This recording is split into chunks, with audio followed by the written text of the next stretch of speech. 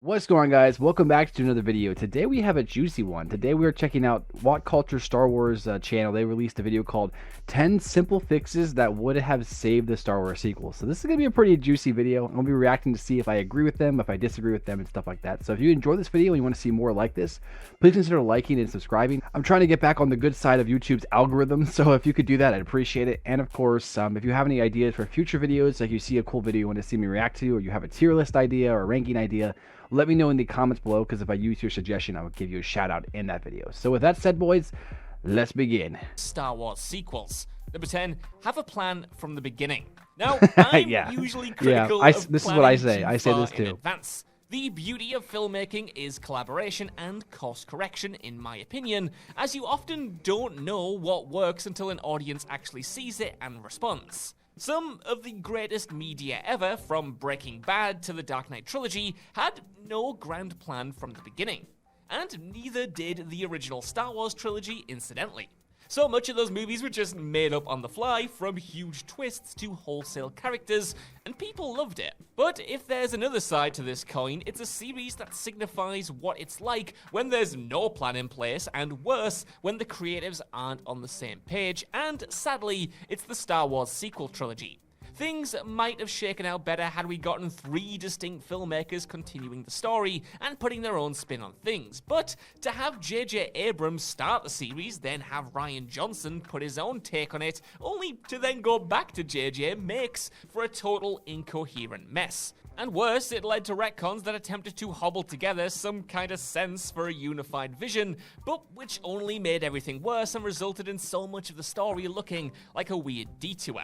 The Rise of Skywalker retcons The Last Jedi, which retcons in turn The Force Awakens, and while not every beat should have been planned from the start, there should have at least been a general roadmap that was subject to change. The biggest one being that Palpatine is back.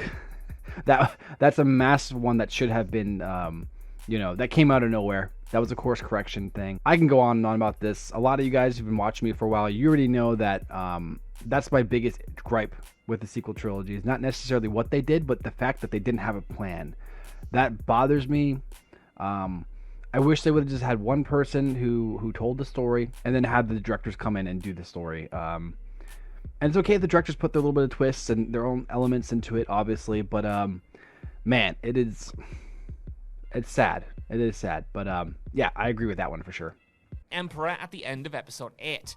One of the major complaints of The Rise of Skywalker is that good old Emperor Sheev Palpatine returned in the franchise's last movie with no better explanation than Poe Dameron's exasperating, somehow, Palpatine has returned. Like, yeah, thanks for clearing that one up, JJ. While the Star Wars story team has since cleared up details of Palpatine's resurrection in other media, audiences shouldn't have to read books to enjoy a series which predominantly exists as a movie franchise. The Emperor's shadow has always hung over Star Wars, and his return wasn't a bad idea in and of itself, but she would have been better utilized in a more minor role, maybe taking the form of a pre-recorded hologram as present in Colin Trevorrow's rejected Episode 9 script. The most exciting thing to come out of The Last Jedi was Kylo Ren's status as the new leader of the First Order, and unfortunately, Palpatine's resurrection meant that we never got to see Supreme Leader Ren unleash his wrath. This decision led to Kylo following more or less the same story arc as Vader in the original trilogy, ensuring The Rise of Skywalker became such a carbon copy of Return of the Jedi as The Force Awakens was of A New Hope. So, to make this surprise appearance less disorientating, Disney really should have teased Palpatine's return at the end of Episode 8, and no, his brief mention by Luke doesn't count. At the very least, Palpatine's return could have been revealed on screen, rather than being casually mentioned in the worst opening crawl of the entire franchise. Yes, even worse than the taxation of trade routes is in dispute. Yeah, yeah, for sure. It was very mishandled. This is what I was saying. Okay, so yes, I don't like the fact that it was Palpatine in the end. Snoke should have been Plagueis. That's what it should have done. They should have just went that storyline. That was fine. We already know about Plagueis. Would have been a good way to tie in the prequels to the sequels. Would have been great. Now, with that said, if they did go the Palpatine route, I wish they would have gone like the good Palpatine route. You know what I mean? Like, there's different ways they could have taken this whole Palpatine situation, and instead they floundered it, and that's not right. I personally feel like a lot of these things that would have saved the sequels, a lot of things they're going to be saying on this list, all would have been fixed if number 10 was just like the situation. If there was just an actual blueprint, but there wasn't. And yeah, even just hinting towards Palpatine at the end of episode 8, I think that would have actually made people like episode 9 more, even. Because at least there'd be some type of reference to maybe him coming back at that point. But like in episode 9, it's just like, boom, Palpatine's back. He's the new threat. Forget about Snoke. Palpatine is Snoke. There you go. And it's just like, ooh, they really missed the mark. Great. Make Kylo Ren's motivations clear. Kylo Ren is the most interesting character of the sequel trilogy, hands down. A fully fledged realization of what Anakin could have been in the prequel trilogy in the hands of a better writer than George Lucas. Throughout the trilogy, Kylo struggles with the light side of the Force in a... Hold on a second here. Hold on. You just said George Lucas isn't a good writer. Is that what I heard? I think I just heard that. George Lucas is an amazing writer, okay?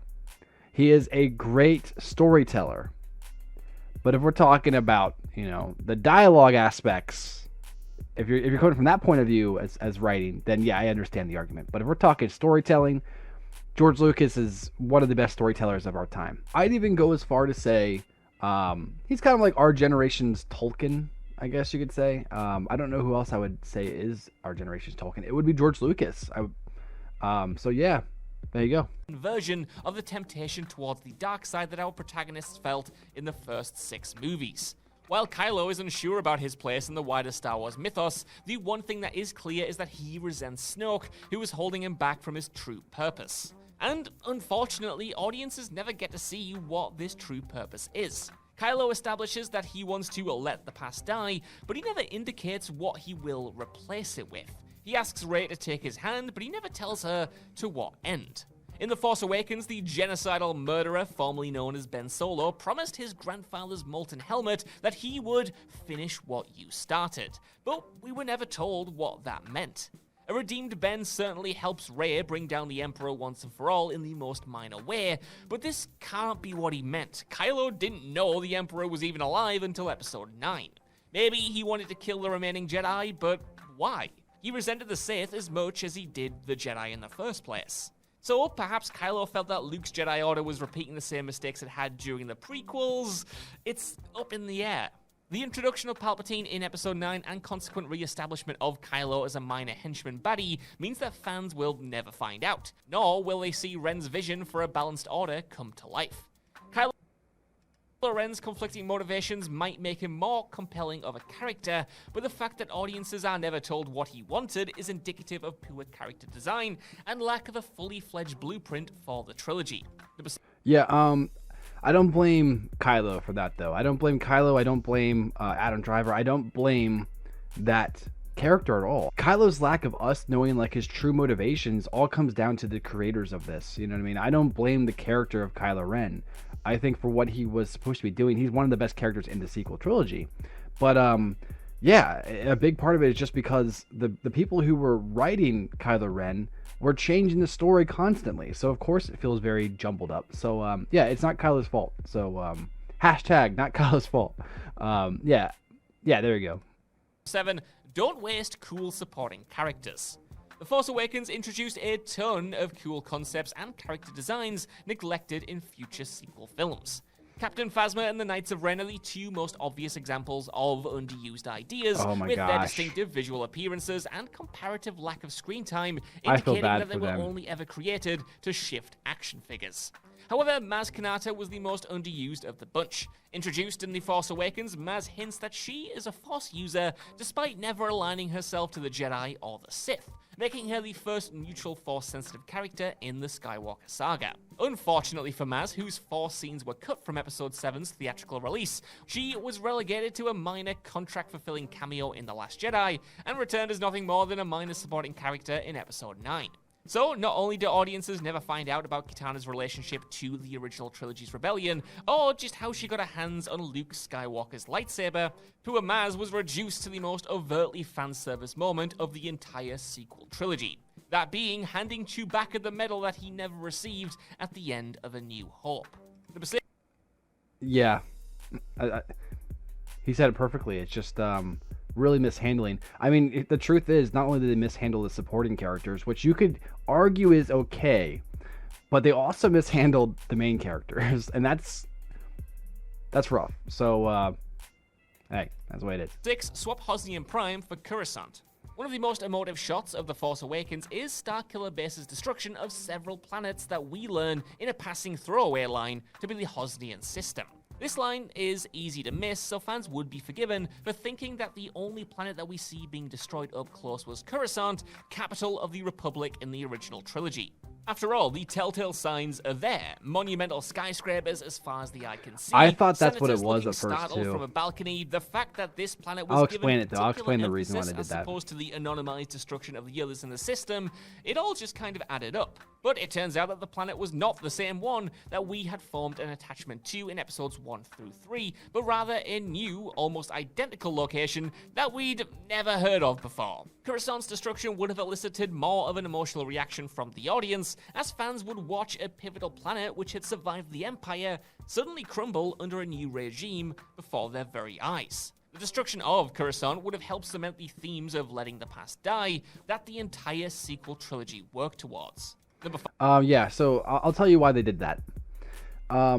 They destroyed the Hosnian system because they wanted to show that pretty much anything that was like based off like prequel type of worlds, they wanted to effectively kill off prequel worlds.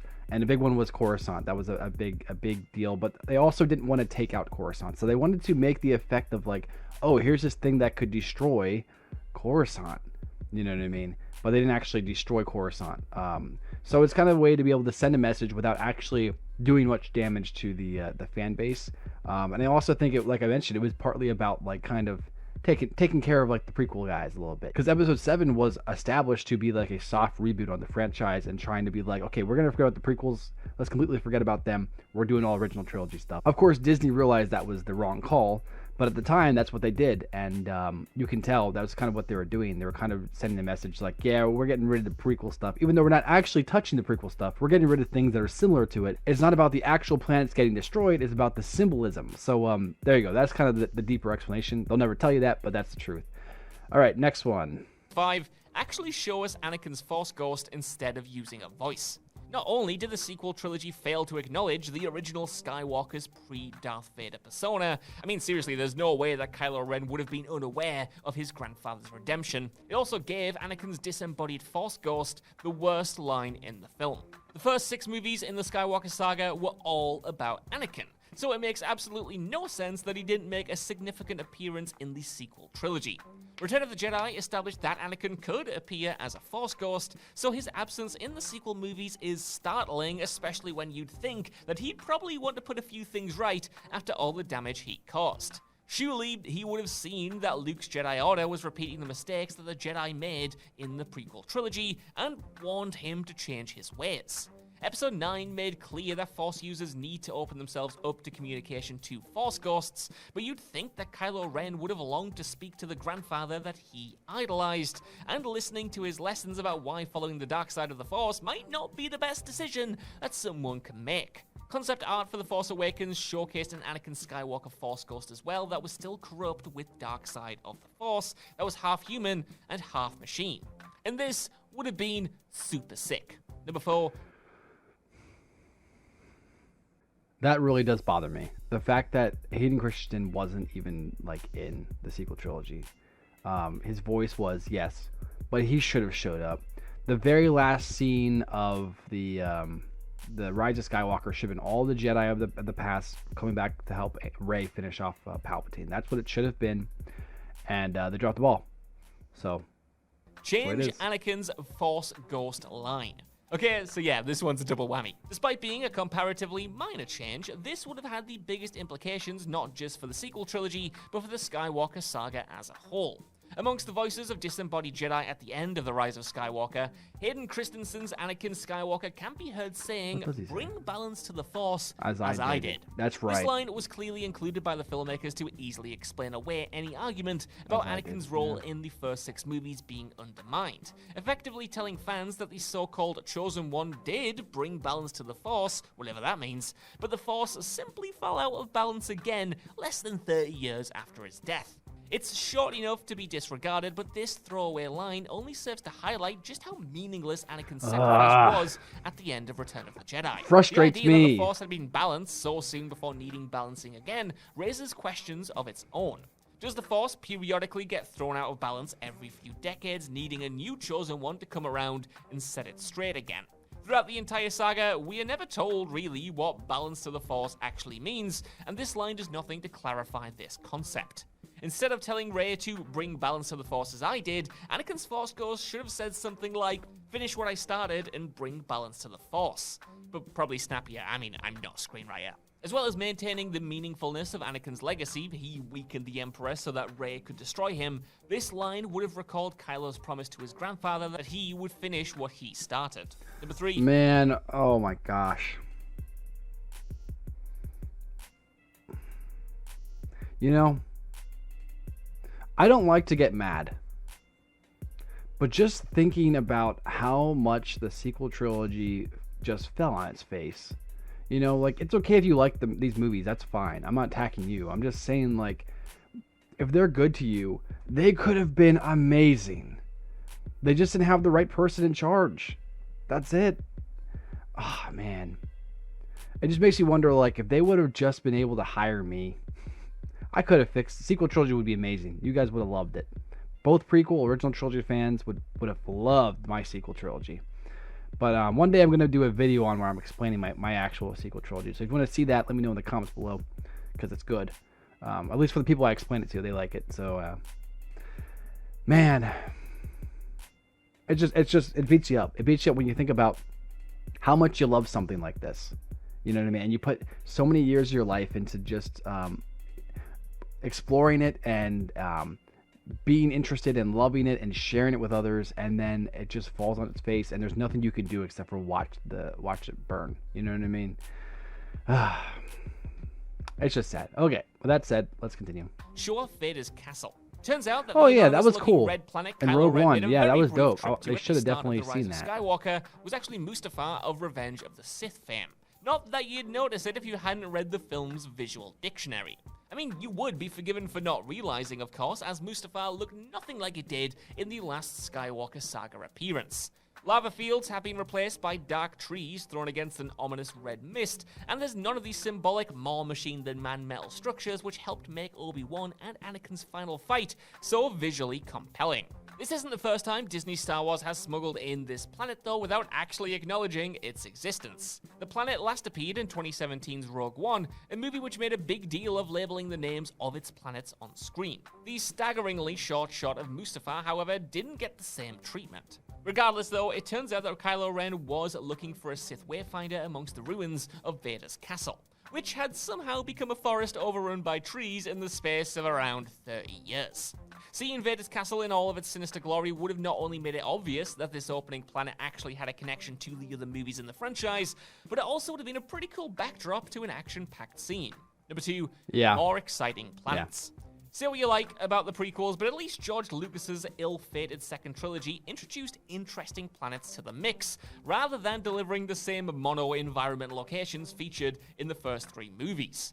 And put simply, Anakin would have absolutely hated the sequel trilogy because it introduces not 1, but 2 all-new sand planets. Compare the sequel trilogy's dull locations to vibrant planets like Naboo, which treated us to cities coexisting with a symbiotic underwater kingdom, and Coruscant, a planet-sprawling metropolis with its buzzing criminal underworld, and even Kamino, with its startling white clone factory and its dramatic seascape. Act 2 was pretty nice visually, but there still wasn't much there. And the most exciting planet introduced in the entire sequel trilogy was Canto Blight, which was wasted at Canto best. Blight, perfect Number name. 1. You know what? That's the truth. Like, no matter, even if you hate the prequels, you have to admit the world building in the prequels is the best. Out of all the trilogies, the prequels world building is unmatched. It is the best. Let's be honest. I'm just saying world building because it legit built worlds for it, obviously. But I mean, like, overall, the galaxy building, the making it feel like a true galaxy and it's lived in, and there's things going on. The prequels are just unmatched. That's just the truth. A more original start to the trilogy.